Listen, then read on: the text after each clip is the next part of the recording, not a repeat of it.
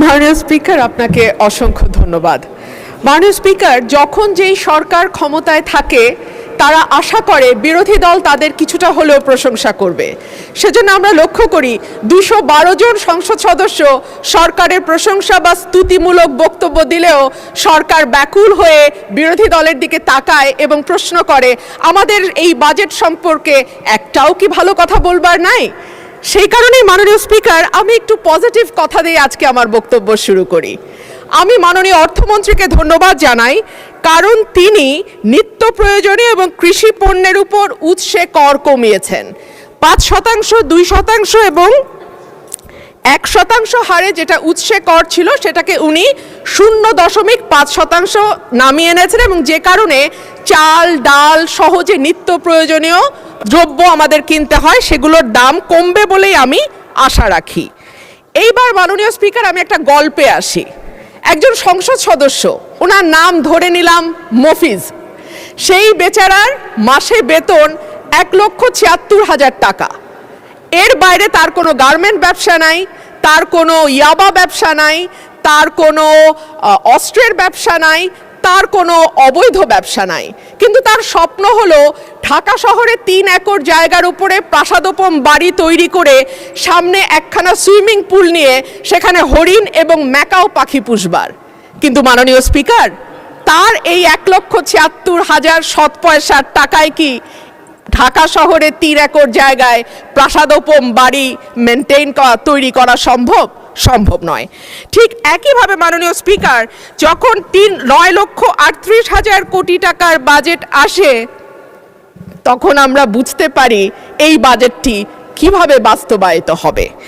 এর মধ্যে মোট আয়ের লক্ষ্যমাত্রা ধরা হয়েছে 6,95,000 কোটি টাকা, ঘাটতি 2,43,000 কোটি টাকা।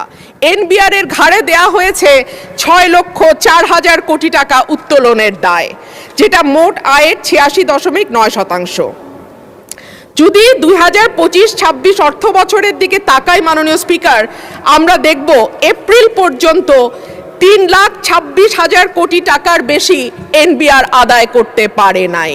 সেই এনবিআরকে যদি আমরা 3 লক্ষের দ্বিগুণ 6 লক্ষ কোটি টাকা আদায়ের দায় চাপিয়ে দেই, এনবিআর এর পক্ষে কি করে সেটা আদায় করা সম্ভব আমার মাথায় ঢুকে না। তাহলে যে 2,43,000 কোটি টাকার ঘাটতি বাজেট, এনবিআর যদি 6 লক্ষ কোটি টাকা তুলতে না পারে কর হিসেবে, সেই ঘাটতি আরও বাড়বে। আর ঘাটতি মেটানোর রাস্তা আছে মাত্র 2টা। এক হলো দেশের ব্যাংক থেকে ঋণ নেয়া, 2 হচ্ছে বিদেশ থেকে ঋণ বা অনুদান নেয়া। দেশের ব্যাংকিং খাত থেকে ঋণের লক্ষ্যমাত্রা ধরা হয়েছে 1,12,000 কোটি টাকা। এনবিআর তার লক্ষ্যমাত্রা পূরণে ব্যর্থ হলে ঘাটতি বাড়ার সাথে সাথে ব্যাংক খাত থেকে ঋণ নেয়ার পরিমাণও বাড়বে। আর সরকার যখন ব্যাংকিং খাত থেকে ঋণ নেয় মাননীয় স্পিকার, যাদের অর্থনীতির ব্যাপারে ন্যূনতম ধারণা আছে তারা সকলেই বুঝতে পারবে যে তখন ব্যক্তি খাতে ঋণের পরিমাণ অটোমেটিক্যালি কমে যায়। 25শে নভেম্বর 2025 প্রথম আলোর খবর বলছে, বিনিয়োগে এতটা মন্দাবস্থা আগে দেখেনি বাংলাদেশ। জ্বালানি সংকট, আর্থিক খাতের দুরবস্থা, উচ্চ সুদ হার, উচ্চ মূল্যস্ফীতির সাথে যুক্ত হওয়া অস্থিরতা ও অনিশ্চয়তা সবকিছুই ভূমিকা রেখেছে। অথচ অর্থনীতি যে গর্তে পড়েছে সেখান থেকে তুলবার জন্য বিনিয়োগ ছাড়া সরকারের হাতে আর কোনো রাস্তা নাই। অর্থমন্ত্রী নিজেও সেটা উপলব্ধি করে বলেছেন, আমরা ঋণ নির্ভর বাজেট থেকে ধীরে ধীরে বিনিয়োগ নির্ভর অর্থনীতির দিকে যেতে চাই। কিন্তু বিনিয়োগের জন্য যে পরিবেশ দরকার তার কতটা বাংলাদেশ এনশিওর করতে পারছে? গ্যাস এবং বিদ্যুতের দুষ্প্রাপ্যতা, আমলাতান্ত্রিক জটিলতা, অবকাঠামোগত দুর্বলতা, ঋণ প্রাপ্তির সমস্যা, ঋণে উচ্চ সুদ পুরো বিষয়টিকে এতটাই জটিল করেছে যে ইজ অফ ডুইং বিজনেস বা ব্যবসা সহজীকরণের যেই তালিকা বিশ্ব ব্যাংক প্রকাশ করে সেখানে 190টা দেশের মধ্যে বাংলাদেশের অবস্থান 168তম। মাননীয় স্পিকার, এটা 2020 সালের পরিসংখ্যান, এরপরে নতুন পরিসংখ্যান পাওয়া যায়নি। যেই দেশের সরকারি হিসাবে বেকারের সংখ্যা 26 লাখ আর বেসরকারি হিসাবে সেটা 1.25 কোটির ওপরে, সেই রকম একটা দেশে যদি বিনিয়োগের জন্য পর্যাপ্ত অর্থ না পাওয়া যায় কিংবা বিনিয়োগের অনুকূল পরিবেশ তৈরি না করা যায় তাহলে কি করে নতুন কর্মসংস্থান তৈরি হবে আমি জানি না। সে কারণেই বাংলাদেশের প্রবৃদ্ধিকে জবলেস গ্রোথ হিসেবে চিহ্নিত করা হয়। মাননীয় স্পিকার, বিনিয়োগ যদি আমরা একপাশে সরিয়েও রাখি, ব্যাংক কি বা ঋণ দেবে কোথা থেকে? ঋণ খেলাপিদের এই সংসদে দাঁড়িয়ে বলতে হচ্ছে বাংলাদেশে টোটাল মন্দ ঋণের পরিমাণ 6,44,000 কোটি টাকা। এর সঙ্গে যদি আপনি অবলোপন, পুনঃতফসিল করা এবং মামলার কারণে যে ঋণের টাকাটা আটকে আছে আদালতে, অর্থাৎ পেন্ডিং মামলা হিসাবে যেটা এখনো খাতায় তোলা হয় নাই অ্যামাউন্টটা, সেটা যদি আমরা যোগ করি এই পরিমাণ গিয়ে দাঁড়াবে 11 লক্ষ কোটি টাকা, যেটা মোট ঋণের 59.73%। সুতরাং ব্যাংকগুলো চাইলেও সরকারকে বেশি সহায়তা দিতে পারবে না। এর বাইরে আর থাকে টাকা ছাপানো বা কেন্দ্রীয় ব্যাংক থেকে নেয়া, সেটাকে আমরা হাই পাওয়ার্ড মানি বলি মাননীয় স্পিকার, যেটা নর্মাল টাকার 5 গুণ বেশি শক্তিশালী হিসেবে কাজ করে এবং বাজারে মূল্যস্ফীতিকে অটোমেটিক্যালি উস্কে দেয়। মাননীয় স্পিকার, এবার আসি বিদেশি ঋণের কথায়। বাংলাদেশে বর্তমান সরকারের বৈদেশিক ঋণের স্থিতি $78 বিলিয়ন বা আর সরকারি বেসরকারি খাতের মিলিত বৈদেশিক ঋণের পরিমাণ $133 বিলিয়ন, যেখানে টোটাল জিডিপির পরিমাণ $510 বিলিয়ন। এইসব দেশি বিদেশি ঋণের সুদ পরিশোধের জন্য বাজেটে রাখা হয়েছে 13.59%, যেখানে স্বাস্থ্য, শিক্ষা, সামাজিক সুরক্ষা এবং খাদ্য এই 4টি খাত মিলে পুরো ব্যয় ধরা হয়েছে 29.74%। বিশ্বব্যাংক বা IMF যদি ঋণ দেয় তবে নিশ্চিতভাবেই শর্ত হবে কঠিন, তবে ঋণের সুদ হার হবে কম এবং লম্বা সময় ধরে পরিশোধের সুযোগ থাকবে। কিন্তু IMF বা বিশ্বব্যাংক যদি লোন না দেয় তাহলে মাননীয় স্পিকার, অন্য দেশ থেকে যেমন চীন থেকে যদি আমরা ঋণ নেই, আমাদের সুদের হার হবে উচ্চ এবং দ্রুত সময়ে পরিশোধের চাপ থাকবে। সুতরাং বাজেট ঘাটতি মেটাতে 1,09,000 কোটি টাকার ওপরে যে বৈদেশিক ঋণ আর 1,12,000 কোটি টাকার দেশীয় ব্যাংক খাত থেকে ঋণের যে লক্ষ্যমাত্রা ধরা হয়েছে সেটা কতটুকু উপযোগী অর্থমন্ত্রী নিশ্চয়ই ভেবে দেখবেন। মাননীয় স্পিকার, উচ্চ মূল্যস্ফীতি, বিনিয়োগের স্থবিরতা, ব্যাংকের তারল্য সংকট, নতুন কর্মসংস্থান তৈরি না হওয়া, জিডিপির প্রবৃদ্ধি 6% থেকে কমতে কমতে 3.49% নেমে আসা কোনোটাই অর্থনীতিতে ভালো বার্তা দেয় না। আমদানি রপ্তানির হিসাব বলে 2025-26 অর্থ বছরের প্রথম 10 মাসে বাণিজ্য ঘাটতি $22.21 বিলিয়ন, অর্থাৎ আমদানি অনেক বেশি কিন্তু রপ্তানি কম। মাননীয় স্পিকার, এখানে আরেকটা সুখবর অবশ্য আছে সরকারের জন্য। কেন্দ্রীয় ব্যাংকের তথ্য দেখা যায় জুলাই থেকে এপ্রিল সময়ে বিনিয়োগ বৃদ্ধির অন্যতম প্রধান নিয়ামক মূলধনী যন্ত্রপাতি বা ক্যাপিটাল মেশিনারিজের আমদানি বেড়েছে 12.50%।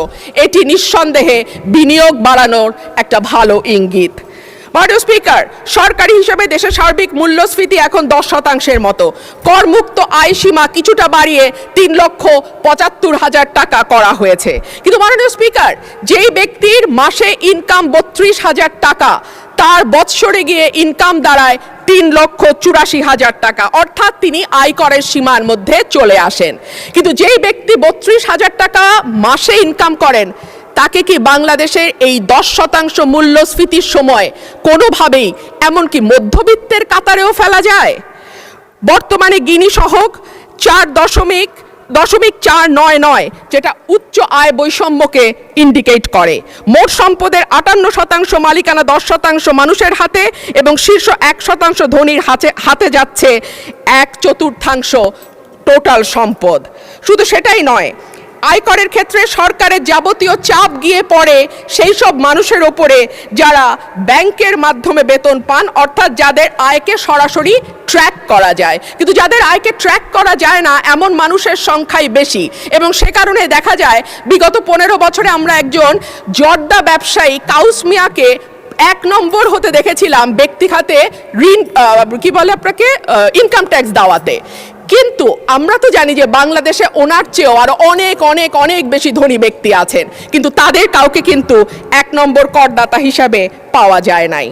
অন্যান্য বারের মতো এবারও বাজেটে আয়কর সহ প্রত্যক্ষ করের হিস্সা 1/3 রাখা হয়েছে, অর্থাৎ বাকি 2/3 পরোক্ষ কর। ধনী গরিব সব মানুষের উপর সমানভাবে প্রযুক্ত হওয়া পরোক্ষ কর অবশ্যই ন্যায্যতার পরিপন্থী। আর সে কারণেই আমাদের মতো অর্থনীতির দেশগুলোকে সাধারণত প্রত্যক্ষ এবং পরোক্ষ করের অনুপাত 50-50 রাখা হয়। একটা সরকার কল্যাণমূলক রাষ্ট্র গঠনের জন্য কতটুকু আন্তরিক সেটা বোঝা যায় তার শিক্ষা, স্বাস্থ্য, সামাজিক সুরক্ষায় বরাদ্দের পরিমাণ দেখলে। এই বাজেটে শিক্ষা খাতে বরাদ্দ জিডিপির 1.8 আর স্বাস্থ্য খাতে 0.9%। বিশ্ব স্বাস্থ্য সংস্থার মতে বাংলাদেশের মতো দেশে জিডিপির অন্তত 5% স্বাস্থ্য খাতে ব্যয় হওয়া উচিত, আর ইউনেস্কোর মতে সেটা 6%। এর মধ্যেই আমরা জানি শিক্ষা এবং স্বাস্থ্য খাতে জিডিপির অনুপাতের ব্যয়ে বাংলাদেশ দক্ষিণ এশিয়ার সর্বনিম্ন অবস্থানে অবস্থান করছে। স্বাস্থ্য খাতে বরাদ্দের চরম অপ্রতুলতার কারণে বাংলাদেশের স্বাস্থ্য খাতে ব্যয়ের ক্ষেত্রে ব্যক্তির খরচ 73% আর সরকার দেয় বাকি 63%। সে কারণে প্রতি বছর স্বাস্থ্য ব্যয় মেটাতে গিয়ে অন্তত 65 লক্ষ মানুষ দারিদ্র্য সীমার নিচে চলে যায়। মাননীয় স্পিকার, শিক্ষায় আমরা শুনতে পাচ্ছি তৃতীয় আরেকটি ভাষা বাধ্যতামূলক করা হয়েছে। আমি বিনীতভাবে বলবো, তৃতীয় ভাষা বাধ্যতামূলক করবার আগে আমাদের নজর দেওয়া উচিত কেন প্রাথমিক পাশ করা একজন স্টুডেন্ট সঠিকভাবে রিডিং পড়তে পারে না, কেন জিপিএ 5 পাওয়া একজন স্টুডেন্ট শুদ্ধভাবে ইংরেজিতে একটা বাক্য গঠন করতে পারে না। আমি মনে করি ম্যান্ডারিন বা জার্মান শেখার আগে অন্তত ইংরেজি ভাষায় বেসিক পড়তে পারা, লিখতে পারা, বলতে পারার শিক্ষাটা আমাদের ছেলে মেয়েদেরকে দিলে তারা বিদেশের বাজারে যথেষ্ট ভালো দক্ষতার সঙ্গে কাজ করতে পারবে। মাননীয় স্পিকার, আমি এবার আমার এলাকার কথায় একটু আসি। আমাকে 2 মিনিট বাড়িয়ে দেবেন স্পিকার, কারণ আমি সরকারি দলেরও না, বিরোধী দলেরও না, কোনো দলের হুইপ, চিফ হুইপই আমার দায়িত্ব নিতে চান না। মাননীয় স্পিকার, আমি আপনার স্পেশাল ডিসক্রিশনের দিকে তাকিয়ে আছি। মাননীয় স্পিকার, 2 মিনিট আমাকে বাড়িয়ে দেবেন। মাননীয় সদস্য, indeed you are independent, nevertheless you are given the highest amount of time, 12 minutes, no one got it. So far মাননীয় স্পিকার 2 মিনিট বাড়িয়ে দেবেন। 1 মিনিট দেওয়া হলো, যেহেতু আমি মাঝখানে ইন্টারভেনশন করেছি। 1 মিনিট। ধন্যবাদ মাননীয় স্পিকার। মাননীয় স্পিকার, আমার এলাকায় 19টি ইউনিয়ন এবং এই 19টি ইউনিয়নে যে কমিউনিটি ক্লিনিকগুলো আছে সেগুলোকে আবার ভালোভাবে সচল করা, CHCP নিশ্চিত করা এবং ওষুধ যাতে নিশ্চিত করা হয়। উপজেলা হাসপাতালগুলোতে মাননীয় স্পিকার, আমি এই সংসদে বলেছিলাম যে হাসপাতাল নিজেই রোগীর আর চিকিৎসা কি করবে। সেই হাসপাতালগুলোর উন্নয়নের জন্য আমি স্বাস্থ্যমন্ত্রীকে অনুরোধ জানাবো তিনি যেন আমার 3টা উপজেলার যে স্বাস্থ্য কেন্দ্রগুলো আছে সেটাতে কিছুটা নজর দেন। রাস্তাঘাটের দুরবস্থার কথা আর কি বলবো মাননীয় স্পিকার, শীতকালে ধুলা আর বর্ষাকালে কাদার চোটে আমার ওরাইল এবং পাকশিমুলের যে ইউনিয়নগুলো আছে সেই ইউনিয়নগুলো রাজাপুর, রানীদিয়া, কাকুরিয়া, ধোবাজাইল, ধামাউড়া কিংবা তেলিকান্দি, জয়দরকান্দি, ফতেপুর, পরমান্দপুর, বড়িছড়া, হরিপুর, সাইটবাড়িয়া অবস্থা নিতান্তই খারাপ। আমাদের মাননীয় মন্ত্রী এখানে উপস্থিত আছেন, আশা করি তিনি এ বিষয়ে সদয় দৃষ্টি দেবেন। ধন্যবাদ।